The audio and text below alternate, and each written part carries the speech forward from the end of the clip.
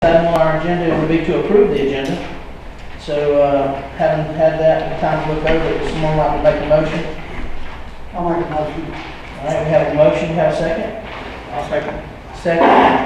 All those in favor, please say aye. Aye. Any opposed? Motion carries unanimously. Okay, the next thing on our agenda is, we have 3 sets of minutes before us. We have a July 11th workshop, a July 12th regular meeting, and then an August 4th budget retreat. So if you've had time to look at those, is there any corrections or additions or deletions or anything? Anybody have any?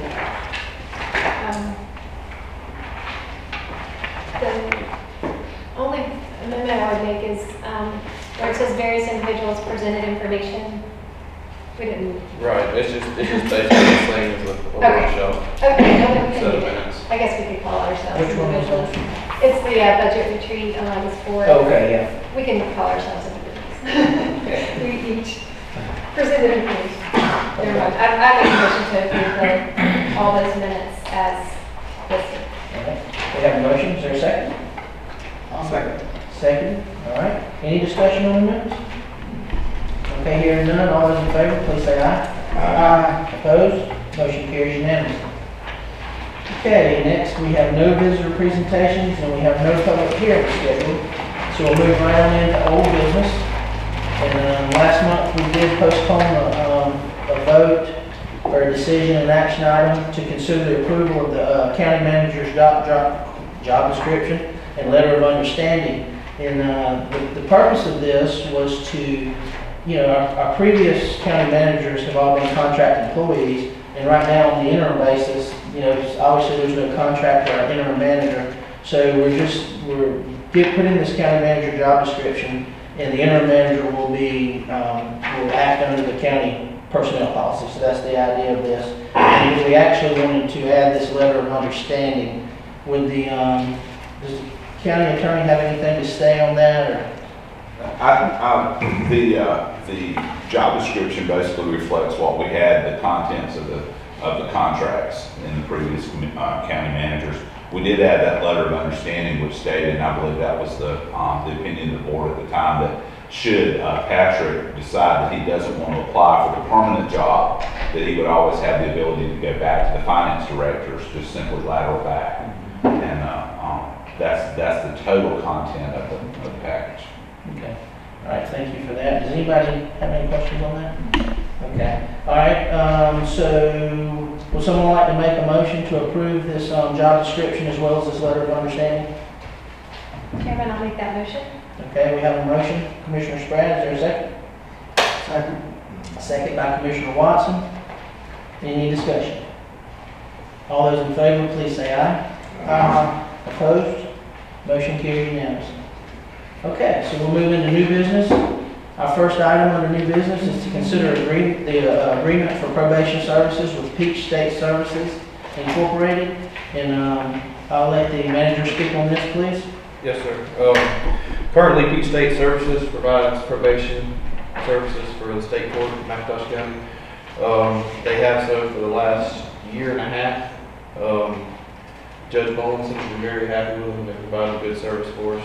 There's no cost to the county for this. They just get paid off the probation fees. This agreement is a 1-year agreement, and it's the same one we approved last year. Okay. Anybody have any questions for the manager on that?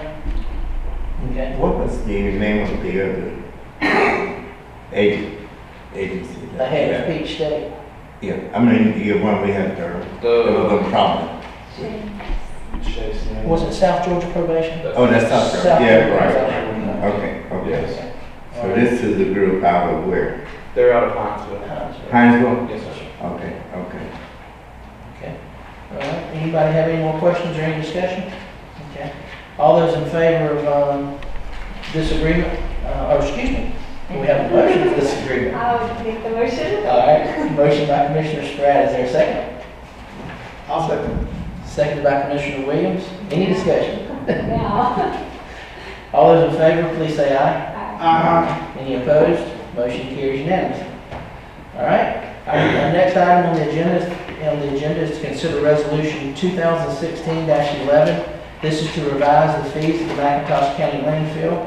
This is an action item. Would the manager like to speak on that? Yes, sir. Our fees at the landfill haven't been updated in at least 8 years. That's how long I've been with the county. We haven't done it since I've been here. The resolution mostly deals with car tires, truck tires, and equipment tires. Right now, we're charging $1.50 for a regular car tire. It's costing us around $3 to get rid of it. So we're losing money. So this resolution addresses that, and it also addresses inert material, which will be going from $10 a ton to $15 a ton, and C&D material, which is it's $15 a ton now. It'll stay at $15, but there is going to be a $15 minimum per load added on that. Okay, all right. And these are basically recommendations that you and the landfill Correct. Yes, sir. manager Yeah. came up with? Okay. All right, we did have some discussion on this last night, had a good bit of discussion. Is there any today? Does anybody have any questions or comments on this today?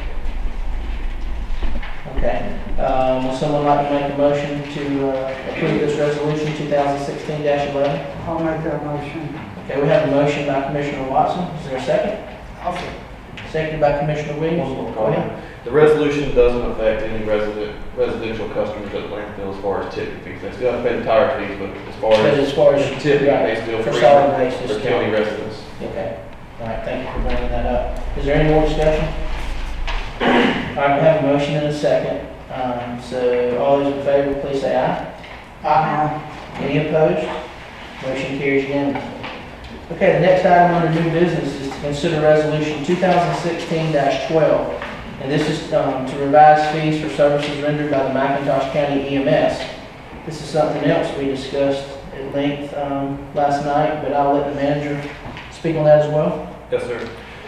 Just like the landfill fees, these have been addressed for quite some time also. Right now, we're charging below what Medicare and Medicaid will approve to pay for patients who use the ambulance service. What these rates in this resolution does is bring those rates up to the approved Medicare and Medicaid rates.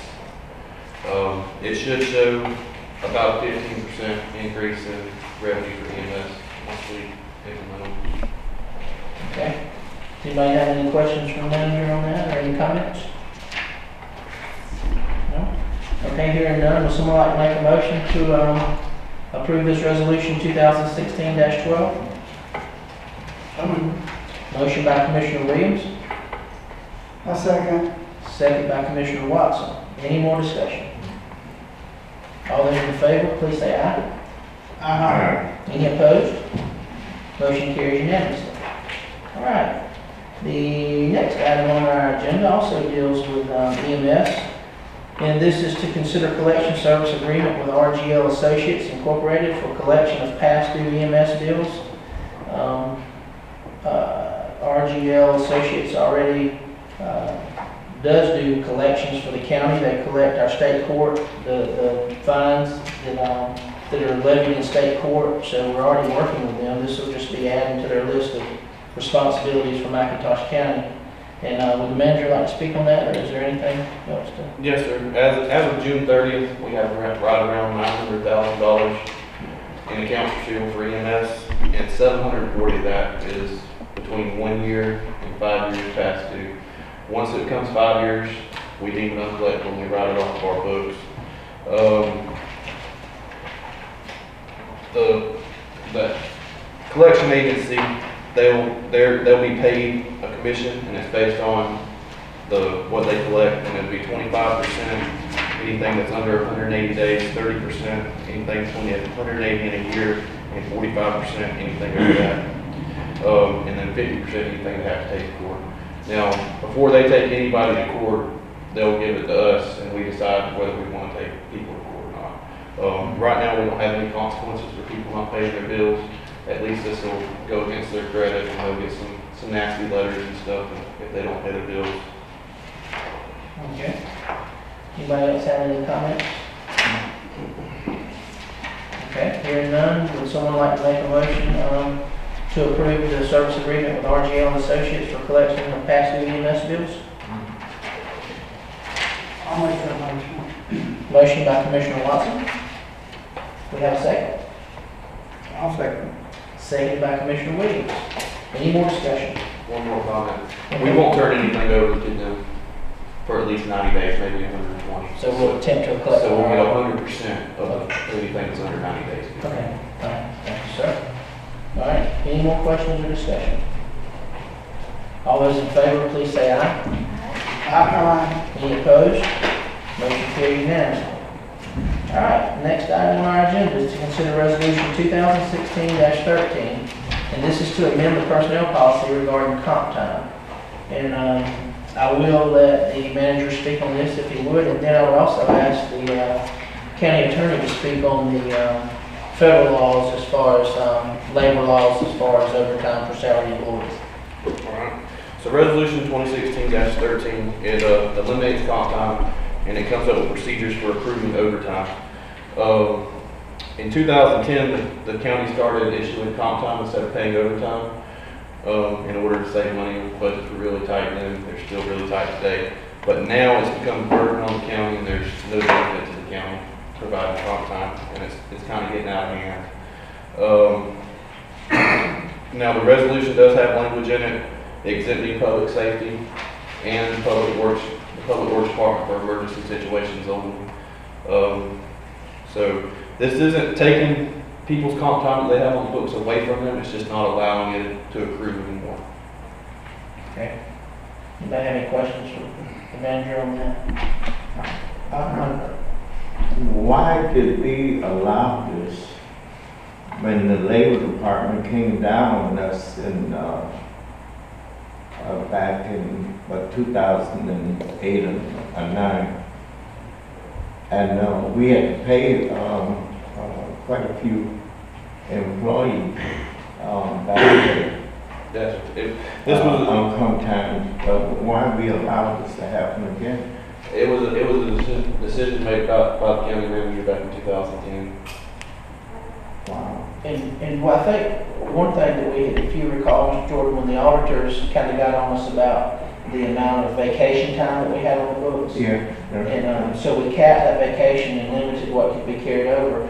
And now a lot of this is kind of turned into comp time, and that account's going to grow and wind up being like a vacation as well. So this is just addressing it today, and we'll end the comp time. We will pay the overtime if the employee works it. And other than the ones that are stated, that the manager just spoke on, and is also stated in this resolution, that will have to be pre-approved. So we'll keep a handle on the overtime as well. We'll keep a close watch on it. So my understanding is that we have a problem with vacation that turned into comp time. Well, we addressed the vacation and we limited, we capped it as to how much someone can carry over. But now what I'm saying is that now this comp time account is starting to grow, and it's going to wind up being just as big as that vacation account was. That's why we're addressing it now. So there'll be a limited time on vacation and a limited time on comp time. But there should not be comp time, period. We're going to eliminate comp time. Right. Yes, sir. Oh, okay. We will still Okay. limit the amount of vacation that can be carried over. Okay. Okay? Okay. I mean, if we're on the vacation, I mean, if you know, if there's a period in there, if you don't use it, then you lose. It can build up to a certain amount. I think, is that 6 weeks? It's 160 hours, 4 weeks. 160 hours is what. 106 hours. Let's see, 40, 80. Okay. Okay. And once they hit that cap, they don't accrue anymore until they use some. Okay. Okay. Okay, does the attorney want to speak on the labor laws as far as the salary employees go? The only thing that I would point out is that, you know, we do have currently federal guidelines that tell us how much the maximum is they can accrue. So that it's not like there wasn't guidelines, it's just that we've exceeded those guidelines in certain places with certain employees. Okay. Is there any more comments or questions? Okay, hearing no more. Would someone like to make a motion to consider resolution 2016 to approve resolution 2016-13 on the personnel policy regarding comp time? So moved. Motion by Commissioner Williams. Do we have a second? I second. Second by Commissioner Watson. Any more discussion? All those in favor, please say aye. Aye. Opposed? Motion carries unanimously. Mr. Chairman, could I just interject now after y'all done that about this issue of comp time and overtime for salaried employees? As many of you know, the Wage and Hour Division of the United States Department of Labor has revised the overtime rules. And in the past, if a person had administrative or executive or professional responsibilities, they could be exempt from the overtime if their salary was a certain amount. It's around $24,000 a year. In 2016, the Department of Labor has revised these rules. These rules will go into effect December 1st, 2016.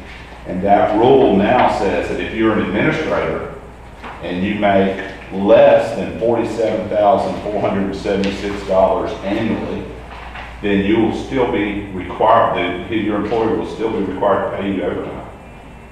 Now that's doubling that threshold, so that number's going up. Now keep in mind, this does not apply to law enforcement at all. So that's a big chunk of our employees. It doesn't apply to them if they're in the business of enforcing the law and protecting the public. Now, in addition to that, if you have an employee that's just that only meets one of those requirements and doesn't completely fulfill those tests that they apply to determine if you're exempt, like let's say someone just supervises one person or two people, then we have what's called the highly compensated employee test, which says that currently that if you make more than $100,000 a year, you would be set. You can make up to $100,000 a year and still be required to pay overtime. But anything over $100,000, you would be required, if that person made more than $100,000 a year, you would be required to pay in overtime. That number is creeping up too. That number will be raised to $134,000 effective December 1st.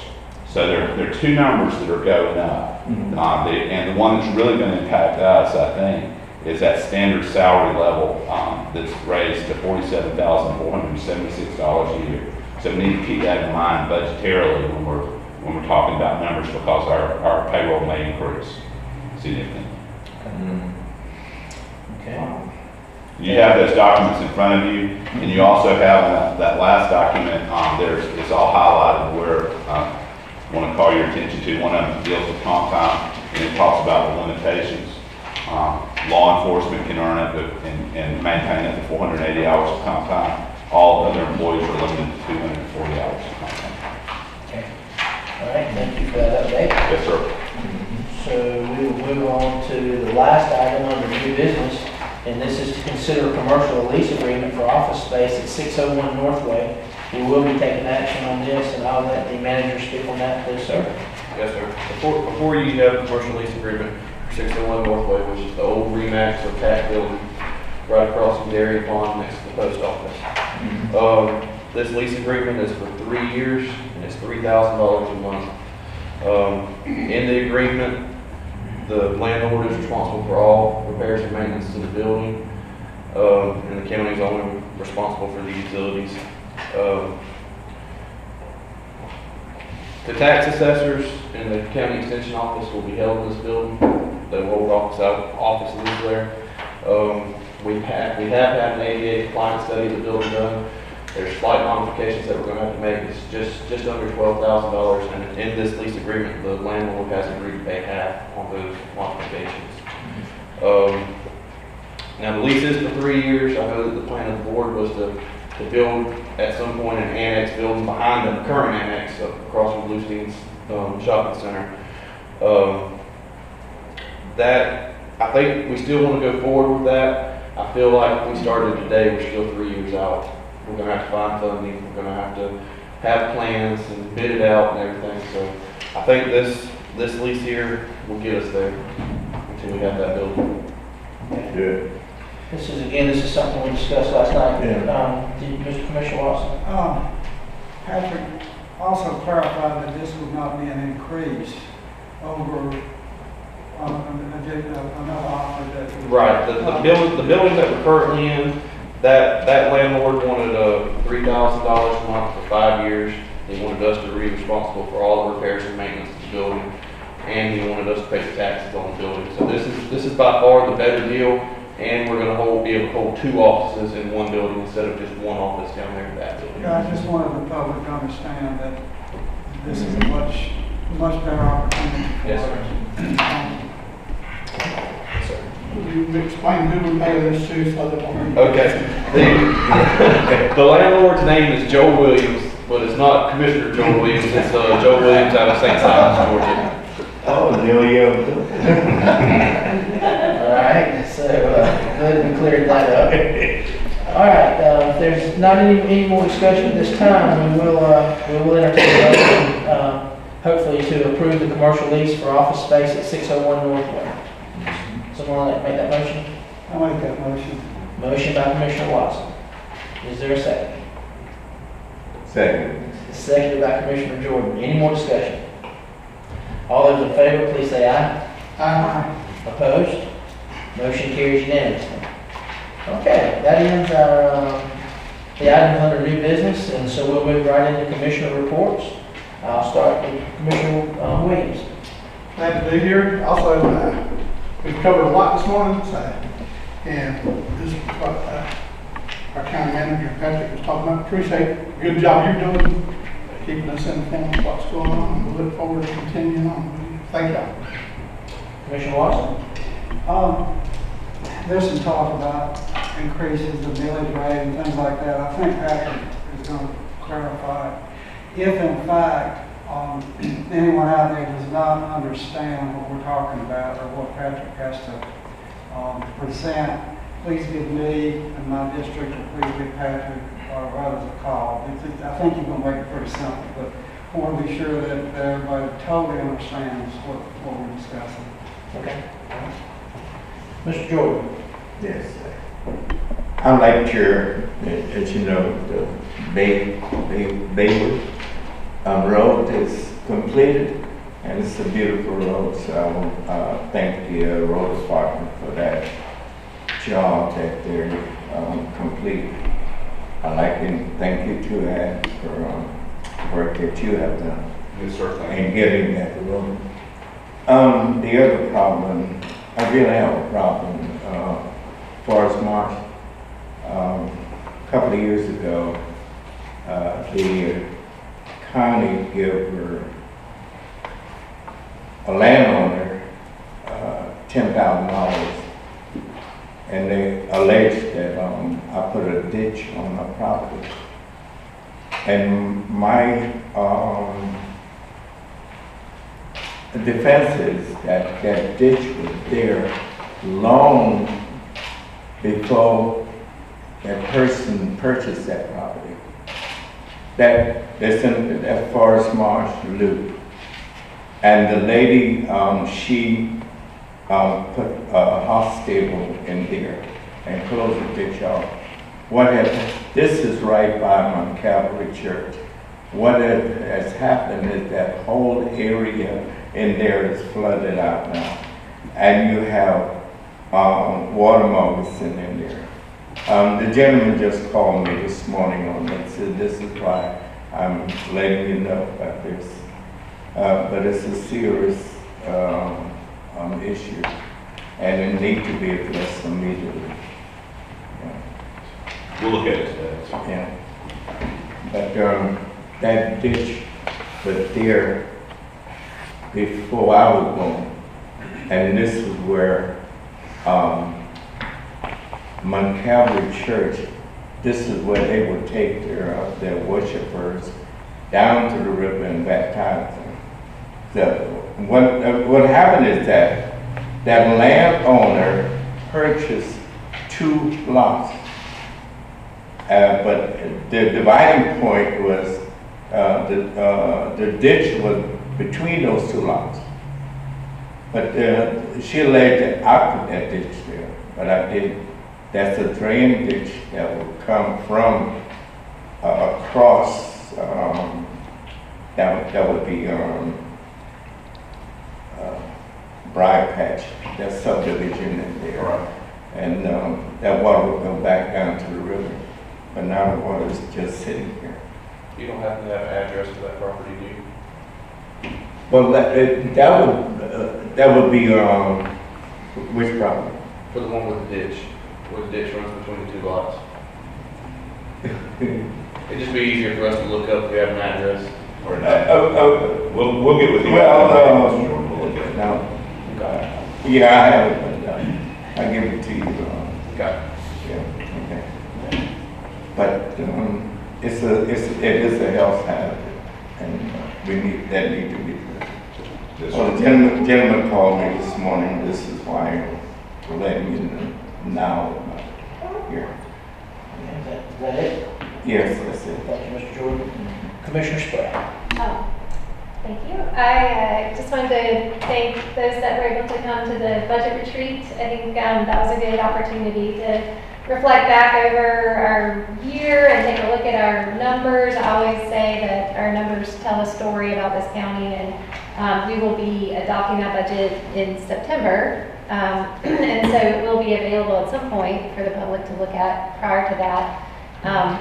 And I know we'll be having some public hearings on the millage and probably have a called meeting to adopt our millage as well as accept the millage rates of the other entities coming up pretty soon. I hope that, and I mentioned this in our retreat, I hope we don't lose sight of, long-range plans that this board has put into action over the last several years. And I think we are all agreed that we want to continue to move forward, like Chairman Stevens was talking about the annex and building out there. And last night, Commissioner Jordan mentioned the bike path and things that we put into place. Also, I mentioned last night the Cafe Risque property, getting that cleaned up so that it looks nice, at least until we're able to, the voters were supportive enough to pass a SPLOST, which I think bodes well for our county, and I want to see us move forward on all those big projects in this long-term planning. So some visioning would be good, I think, in the future once we get our budget adopted. And I'd also like to ask our board to consider coming up with a reserve fund policy for what money we do have in reserve, and we can look at that in the next few months as well once we get our budget adopted, just to kind of keep us on track for future generations and future people that sit at this table. That's all I have. Thank you. Thank you. And I will echo some of what Commissioner Spratt said as far as our budget retreat. It was very productive. I would definitely like to commend Patrick and his staff on putting that budget together. There was a lot of hard work that went into that, and meeting, we appreciate all the department heads and the constitutional officers working with us. And I think you'll see that next month's meeting, or the call meeting, whenever we decide to do this, we've got a good budget in front of us, and it'll be a budget that I think the public will be happy with. And I just commend y'all on y'all's hard work and effort, and thank y'all. The only other thing I do want to mention, and this is something that Mr. Jordan has been asking for a couple of years. You'll see the advertisements in the paper, the chamber's promoting it as well. We've been trying to get Highway 99 renamed to Veterans Memorial Highway or Parkway, and that's all happened. The signs are purchased, and the chamber has been working with several of the local veterans groups to make this happen. So on August the 27th at 10 a.m., right outside the courthouse, that ceremony will take place, and then there will be a reception immediately following that at Park next to the courthouse. the reception is actually at the on Blunt's Crossing. American Legion. American Legion on Blunt's Crossing. I'm sorry, I lost for words there. But so it would be good for all the public, as much as they would like to, please come out and support that and be a part of that sign unveiling and that naming of that highway. And that will conclude my report this time. So, Chairman, yes, sir. you give that date again? It's August the 27th at 10 a.m. Okay. So at this time, we'll move into the county manager's report.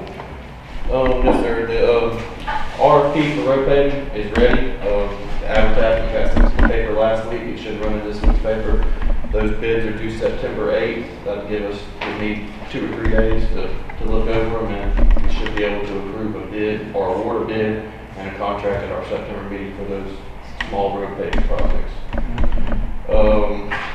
This afternoon, I'm meeting with Sean Jordan from the Georgia DNR at 1 o'clock, and he's bringing me the RFP for the Blue and Hall dock upgrades and the Barrington dock upgrades. So as soon as I get that from him, he goes over it with me.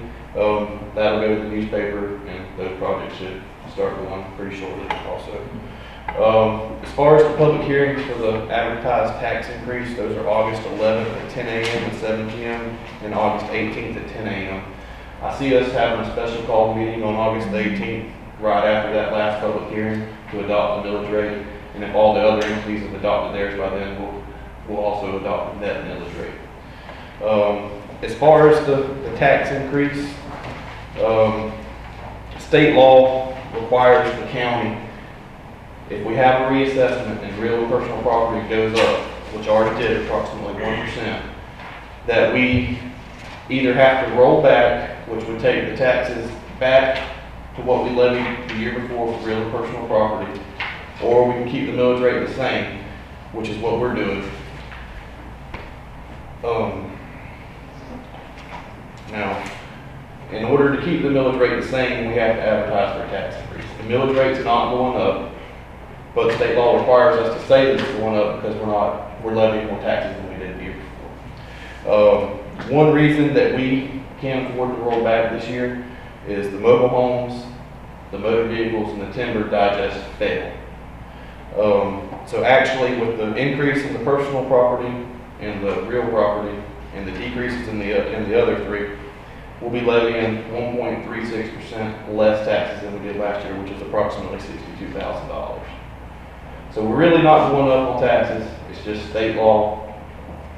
And they make us do it. We're advertising a tax increase, but we're collecting less. Right. That is correct. Okay? Excuse me.